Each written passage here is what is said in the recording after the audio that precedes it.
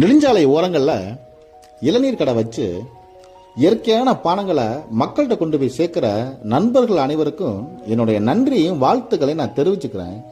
அதே சமயம் நண்பர்களுக்கு என்னுடைய அன்பான வேண்டுகோள் என்னன்னா, இந்த இளநீர் கழிவுகளை சாலை ஓரங்களில் கொட்டாதீங்க. இந்த கழிவுகள்னால கொசுக்கள் உற்பத்தியாகி சுகாதார சீர்கேடு ஏற்பட வாய்ப்பு அதிகமாக இருக்கு. இந்த கழிவுகளை மறுசுழற்சி பண்ணி இயற்கை உரம் தயார் பண்ணலாம். அது மட்டும் இல்லாமல் இயந்திரத்தை பயன்படுத்தி இந்த மட்டைகளை அரைச்சு நார் தயாரிக்கலாம். இந்த கழிவுகளை சிறு சிறு துண்டுகளை வெட்டி பதப்படுத்தி இயற்கையான எரிபொருளாகவும் நம்ம பயன்படுத்தலாம். நண்பர்களுக்கு என்னுடைய அன்பான வேண்டுகோள், இனிமேல் இதுபோல கழிவுகளை சாலை ஓரங்களை கொட்டுறதை முற்றிலும் நீங்கள் தவிர்க்கணும்.